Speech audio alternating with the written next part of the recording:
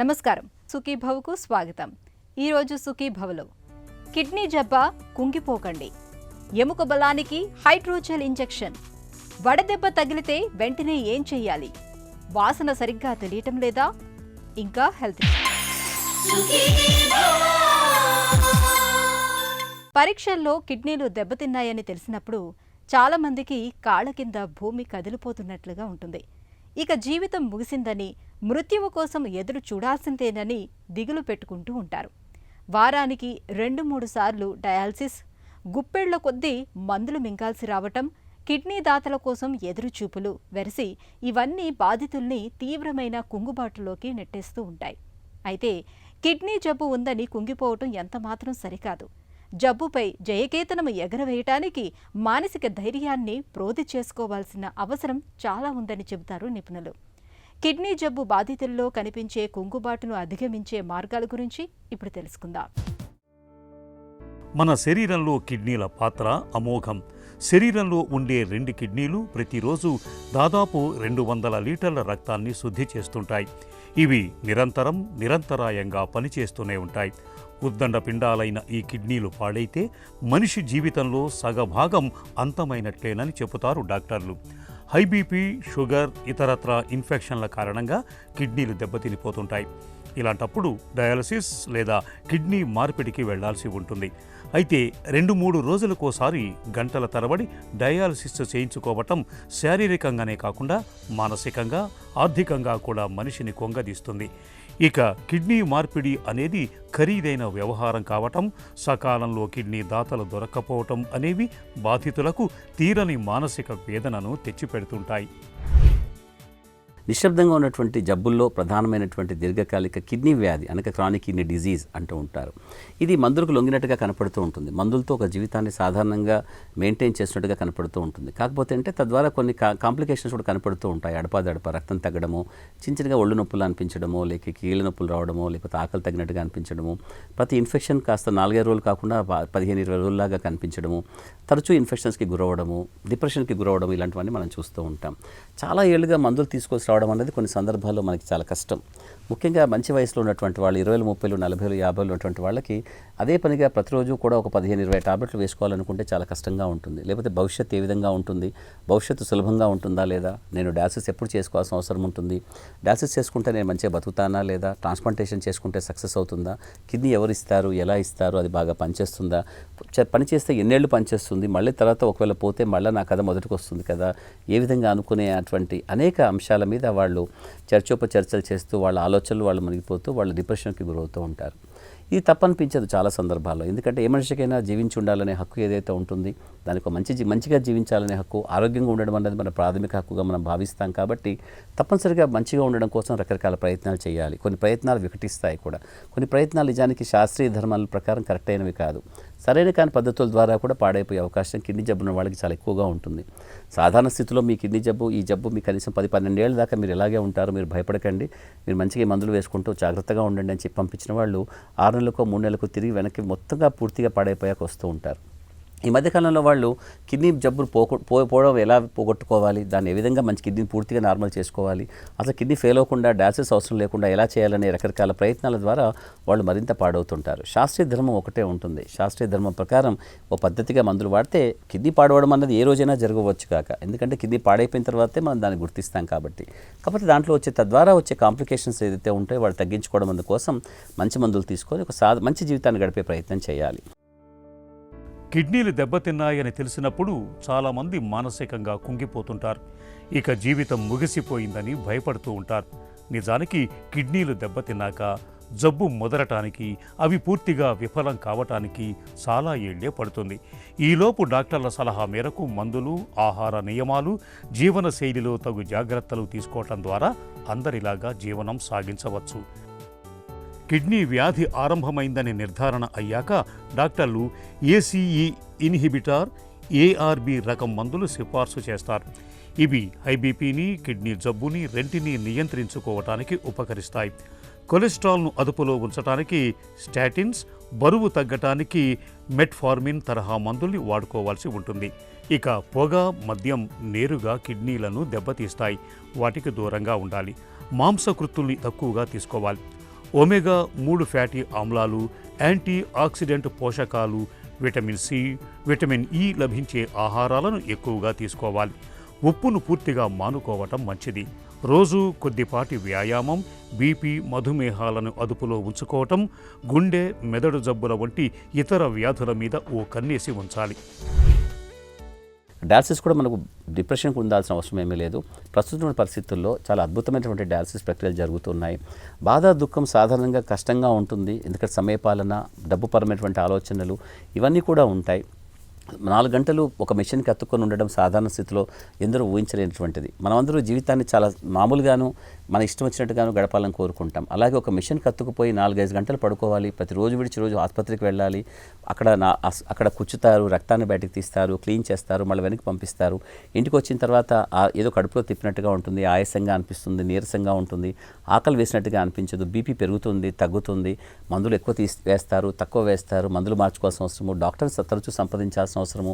ఇటువంటి అనేక కార్యక్రమాలు కిడ్నీ ఫెయిల్యూర్ పేషెంట్స్ వాళ్ళకి సాధారణంగా నిత్యకృత్యంగా జరుగుతూ ఉంటాయి. ఇవన్నీ కూడా వాళ్ళకి బాధ కలిగించేవే, భయం కలిగించేవే. రేపు ఎలా ఉంటుందో తెలియడం ఊహించని పరిస్థితి కలుగుతూ ఉంటుంది. కిడ్నీ ట్రాన్స్ప్లాంటేషన్ ఎంత గొప్పగా సక్సెస్ఫుల్గా చేసుకున్నా కూడా ఏదో ఒక రోజు జ్వరంతోటో ఇంకేదైనా కష్టంతోనో లేస్తే బహుశా చిట్టి రోజులా కనిపించవచ్చుగాక. కాబట్టి అటువంటి సందర్భాల్లో వాళ్ళకి ప్రతిరోజు దినదినగండ నూరేళ్ల ఆయుష్ అన్నటువంటి పద్ధతిలో వాళ్ళు భయపడుతూ ఉంటారు. అయినప్పటికీ కూడా ఇప్పుడున్నటువంటి శాస్త్రీయ పద్ధతుల్లో అనేక మంది 20-30 సంవత్సరాల పైగా బ్రతికే అవకాశం డయాలసిస్ ద్వారాను, ట్రాన్స్ప్లాంటేషన్ ద్వారా ఉంది. కాబట్టి మీరు బాధతో, దుఃఖంతో ఉన్నప్పుడు మీలాగా కిడ్నీ జబ్బుతో ఉన్నటువంటి వాళ్ళని ఇంకా ఇద్దరిని అధ్యయనం చేయండి, వాళ్ళతో వెళ్ళి మాట్లాడండి, తరచూ మీ డాక్టర్తో మాట్లాడండి. కొత్త అంశాలు, కొత్త పద్ధతులు, కొత్త మందులు ఏ విధంగా ఈ శాస్త్రీయంగా మీకు అందుబాటులో ఉన్నాయో మీరు తెలుసుకుంటుండండి. ఒక టాబ్లెట్తో మీకు పడకపోయినా ఆ టాబ్లెట్ మార్చుకొని వేరే మందులు ఎలా వాడాలో తెలుసుకోండి. ఒక పద్ధతి మీకు నచ్చకపోయినా ఈ పద్ధతి కాకుండా ఇతరత్ర పద్ధతులు, మార్గాలు ఏ విధంగా ఉన్నాయో మీ డాక్టర్ని సంప్రదించి తెలుసుకోండి. మీ కుటుంబ సభ్యుల సహాయ సహకారాలు దీనికోసం తప్పనిసరిగా మీకు కావాలి. అలాగే అత్యంత ప్రధానమైనటువంటి ఆహారంలో ఉన్నటువంటి ఒక నియమావళిని అత్యంత జాగ్రత్తగా వాడాల్సిన అవసరం ఉంటుంది. మనిషి ఆనందంగా ఉండడానికి ఆహారం ప్రధాన కారణంగా కనిపిస్తుంది. కాబట్టి మంచి ఆహారాన్ని తీసుకోవడానికి ఈ జబ్బు ఏ విధంగా కూడా మీకు ఆటంకం కాదు. తప్పనిసరిగా మీరు మంచి ఆహారం తీసుకోవడానికి అర్హులు. మంచి ఆహారాన్ని తీసుకోండి. ఒక సాధారణ జీవితం అంటే ఉదాహరణకి మీరు స్కూల్కి వెళ్ళాలనుకుంటే స్కూలు, కాలేజీకి వెళ్ళాలంటే కాలేజు, మీరు ఒక ఉద్యోగస్తులే ఉద్యోగానికి వెళ్ళాలనుకుంటే, మీరు వ్యాపారస్తులో, రాజకీయ నాయకులో, సినిమా నటులో ఏదో ఒకటి అయినప్పుడు తప్పనిసరిగా కూడా మీకు ఒక సాధారణ జీవితాన్ని ఈ జబ్బుతో సైతం జీవించడం సాధ్యమవుతుంది. కిడ్నీలు పూర్తిగా విఫలమైనప్పుడు ప్రాణాల్ని నిలబెట్టేందుకు వారానికి 2-3 సార్లు డయాలసిస్ చేయించుకోవటం లేదా కిడ్నీ మార్పిడికి వెళ్ళటం, ఇవి రెండే మన ముందున్న పరిష్కార మార్గాలు.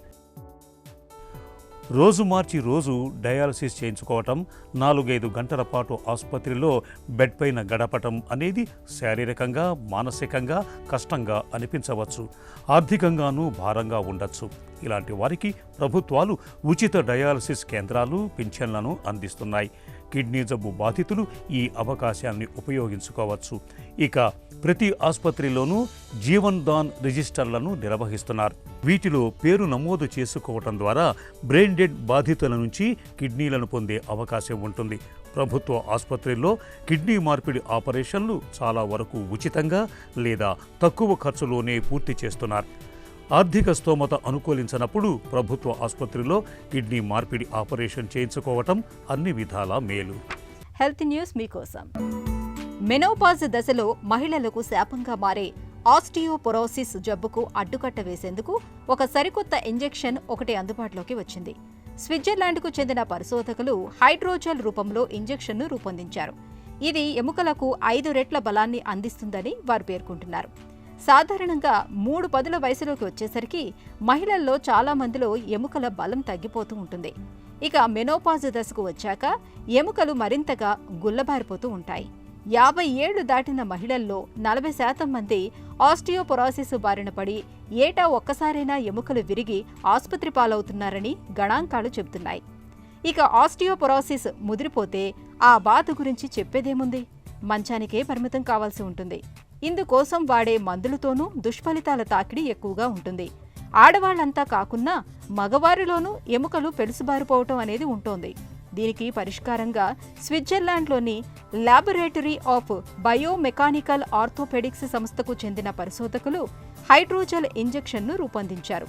హెల్యూరోనిక్ యాసిడ్, హైడ్రాక్సీ ఎపటైట్ వంటి ఔషధాలతో కూడిన ఈ ఇంజెక్షన్ను ఎముక బలహీనంగా ఉన్న చోట ఇంజెక్ట్ చేస్తారు. ఈ ఔషధం అచ్చంగా ఎముకలోని పదార్థాల్ని పోలి ఉంటుంది. దీంతో 4 నుంచి 5 వారాల్లోనే బలహీనంగా ఉన్న ఆ ఎముక తన సాంద్రతను పెంచుకొని 5 రెట్లు బలంగా మారుతుంది. దీనివల్ల ఎముకలు విరిగిపోయే సమస్య అదుపులోకి వస్తుందని పరిశోధకులు వివరిస్తున్నారు. ఎముకల్ని బోలుగా మార్చే ఆస్టియోపొరాసిస్ను పూర్తిగా నివారించలేకపోవచ్చు. కానీ ఈ పద్ధతిలో తరచూ హైడ్రోజెల్ ఇంజెక్షన్ను తీసుకుంటూ ఉంటే ఎముకలు విరగడమనే సమస్య నుంచి మంచి ఉపశమనాన్ని పొందవచ్చని శాస్త్రవేత్తలు సూచిస్తున్నారు. వేసవి అంటేనే ఎండల దాడి. ఓవైపు వేడి ఉక్కబోతలు, మరోవైపు ప్రచండ బాణుడి ఉగ్రరూపంతో ఎండాకాలం మనకు ప్రత్యక్ష నరకాన్ని చూపిస్తుంది. తీవ్రమైన ఎండల ధాటికి వేసవిలో మనలో చాలా మంది వడదెబ్బకు గురవుతూ ఉంటారు. ముఖ్యంగా వృద్ధులకు వడదెబ్బ అనేది చాలా ప్రమాదకరంగా పరిణమిస్తూ ఉంటుంది. సకాలంలో సరైన ఉపశమన చర్యలు తీసుకోకపోతే వడదెబ్బ మూలంగా ప్రాణాలు కూడా ప్రమాదంలో పడుతూ ఉంటాయి. వడదెబ్బ తగిలిన అత్యవసర పరిస్థితిలో ప్రథమ చికిత్సగా వెంటనే ఏం చేయాలో, ఉపశమనం కోసం ఎలాంటి చర్యలు తీసుకోవాలో ఇప్పుడు తెలుసుకుందాం. వడదెబ్బ వేసవి విసిరే పంజా ఇది. వడదెబ్బ అత్యంత ప్రమాదకరమైన ఆరోగ్య సమస్య. వడదెబ్బను ఏమాత్రం నిర్లక్ష్యం చేసినా ప్రాణాలు క్షణాల్లో గాలిలో కలిసిపోతుంటాయి. సహజంగా ఎండల వేడిని తట్టుకునేందుకు మన శరీరం చెమట రూపంలో నీటిని బయటకు పంపి తనను తాను రక్షించుకుంటూ ఉంటుంది. కొన్ని సందర్భాల్లో ఈ ఎండల తీవ్రతను నియంత్రించే వ్యవస్థ మన శరీరంలో విఫలమైనప్పుడు మనిషి అపస్మారకంలోకి వెళ్ళటం, అసలు చెమటలు పట్టకపోవటం, తలపోటు, వాంతులు, తీవ్రమైన జ్వరం లాంటివి వచ్చి ప్రాణాపాయ స్థితిలోకి వెళ్లే ప్రమాదం ఉంది.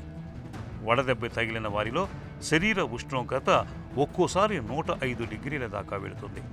శ్వాసక్రియ వేగం పెరుగుతుంది. రక్తపోటు, పల్స్ రేట్ బాగా పెరిగిపోతుంది.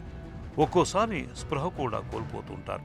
ఈ స్థితిలో నిర్లక్ష్యం చేస్తే వడదెబ్బ ప్రాణాంతకం అయ్యే అవకాశం కూడా ఉంది. వడదెబ్బ తగిలినప్పుడు ముందుగా ఆ వ్యక్తి ఒంటిపైన ఉన్న దుస్తుల్ని తొలగించాలి. చల్లగా గాలి వచ్చే ప్రదేశంలో పడుకోబెట్టాలి. శరీర ఉష్ణోగ్రత ఎక్కువగా ఉన్నట్లయితే తగ్గించే ప్రయత్నం చేయాలి. తడిబట్ట లాంటిది కప్పటం వల్ల మంచి ఫలితం ఉంటుంది. గ్లూకోజ్ నీళ్లను లేదా కొబ్బరి బోండా నీళ్లను తాగించటం మంచిది. పరిస్థితి మరీ ప్రమాదకరంగా ఉన్నప్పుడు వెంటనే ఆసుపత్రికి తీసుకువెళ్ళాలి. అవసరాన్ని బట్టి ఫ్లూయిడ్స్ ఎక్కించాలి. వడదెబ్బను నివారించుకునేందుకు వేసవి సీజన్లో కాటన్ దుస్తులు ధరించటం మేలు. పసుపు, తెలుపు రంగు దుస్తులు ధరిస్తే మరీ మంచిది. నీళ్లను, ద్రవాహారాలను ఎక్కువగా తీసుకోవాలి. బయటకు వెళ్లాల్సి వచ్చినప్పుడు తప్పనిసరిగా గొడుగును వాడుకోవాలి. వేసవిలో దూరపు ప్రయాణాలు చేయకపోవటం ఉత్తమం. మల్లెపూల గుబాలింపు, చిరుజల్లులతో తడిసిన మట్టి వాసనను మాటల్లో చెప్పడం కష్టం. ఆ వాసనను ఆఘ్రానిస్తేనే తెలుస్తుంది ఆ పరిమళాల గొప్పతనం. ఇంట్లో మసాలాల ఘాటు, పోపు పెడుతున్నప్పుడు వచ్చే వాసనలు అంతే. అయితే మనలో కొంతమందికి ఇలాంటి వాసనల్ని పసిగట్టే సామర్థ్యం సరిగ్గా ఉండదు. వాసనలు సరిగ్గా తెలియని విచిత్రమైన పరిస్థితి ఎదురవుతూ ఉంటుంది. వైద్య పరిభాషలో ఈ రకమైన పరిస్థితిని అనోస్మియా అని పిలుస్తారు. ఇందుకు జలుబును తెచ్చిపెట్టే వైరస్లు మొదలుకొని తలకు తగిలే దెబ్బల వరకు చాలా కారణాలే ఉంటాయని చెబుతారు డాక్టర్లు. వాసన పోవటానికి కారణాలు, వాటికి పరిష్కార మార్గాల గురించి డాక్టర్ని అడిగి ఇప్పుడు తెలుసుకుందాం. వాసన సామర్థ్యం ఎందుకు అవసరం? వాసన అనేది మనకి చాలా ఇంపార్టెంట్ అండి. వాసన ఉంటేనే మనం ఆ ప్రదేశాన్ని కానీ ఆ వస్తువును కానీ మనం పూర్తిగా ఎంజాయ్ చేయగలుగుతాం. అలానే వాసన అనేది ఎస్పెషలీ మనము ఫుడ్ తీసుకునేటప్పుడు, అన్నం తినేటప్పుడు వాసన లేకపోతే మనకు టేస్ట్ సెన్సేషన్ కూడా ఉండదండి. అందువలన ఫుడ్ తీసుకోవటానికి కూడా ఇష్టపడం. అంటే వాసన అనేది మనకు ఆనందాన్ని ఇవ్వటము, అక్కడ ఇంట్రెస్ట్ని పెంచడమే కాకుండా మనకి టేస్ట్ సెన్సేషన్ని, ఎపిటైట్ని ఇంక్రీజ్ చేసి మనం ఆహారం తీసుకునేటట్టు చేస్తుంది. ఈ వాసన అనేది తగ్గినా లేకపోయినా చాలామంది లైఫ్ని ఎంజాయ్ చేయలేమంటారండి. వాళ్ళు ఏమంటే వాసన తగ్గిందండి, చాలా నిరుత్సాహంగా ఉన్నాం, ఏమీ తినాలనిపించలేదు, ఏ పని చేయాలనిపించలేదు. ఇలా ఈ వాసన తగ్గటం అనేది మనిషికి ఎపటైట్ని, టేస్ట్ని తగ్గటమే కాకుండా సైకలాజికల్గా కూడా లైఫ్ మీద ఇంట్రెస్ట్ని కానీ సరౌండింగ్స్ మీద ఇంట్రెస్ట్ని కానీ కోల్పోయేటట్టు చేస్తుంది. అనాస్మియా అంటే ఏంటి? ఈ స్మెల్ సెన్సేషన్ ప్రాబ్లమ్స్ అంటే అనాస్మియా, స్మెల్ సెన్సేషన్ తగ్గటం ఈ మధ్యకాలంలో చాలామందిలో చూస్తున్నామండి. చాలామందిలో ఈ ప్రాబ్లం మెయిన్గా ఏంటంటే జలుబు వచ్చి తగ్గిన తర్వాత వస్తుంది అంటారు. అలానే ఎక్కువ పొల్యూషన్కి ఎక్స్పోజ్ అయిన తుమ్ములు వచ్చి స్మెల్ సెన్సేషన్ తగ్గింది అంటారు. అలానే కొంతమందికి యాక్సిడెంట్ అయినా, తలకి ఇంజురీ అయినా, ముఖానికి ఇంజురీ అయినా, ఆ ఇంజురీ ఎఫెక్ట్స్ తగ్గిన తర్వాత వారం 10 రోజుల తర్వాత వాళ్ళు స్మెల్ సెన్సేషన్ తగ్గిందని గ్రహిస్తారు. అది మెయిన్గా వాళ్ళు స్మెల్ సెన్సేషన్ తగ్గిందని ఎట్ట గ్రహిస్తారంటే వాళ్ళకి టేస్ట్ తగ్గుతుంది, ఆకలి తగ్గుతుంది. టేస్ట్ తగ్గిన తర్వాత వాళ్ళు స్మెల్ సెన్సేషన్ కూడా ఐడెంటిఫై చేసి స్మెల్ కూడా తగ్గిందని చెప్తారనమాట. ఈ స్మెల్ సెన్సేషన్ తగ్గినప్పుడు, ఎనాస్మియా వచ్చినప్పుడు మనం వీలైనంత తొందరగా అటెన్షన్ పే చేయాలండి. వాసన సరిగ్గా తెలియకపోవడానికి కారణాలేంటి?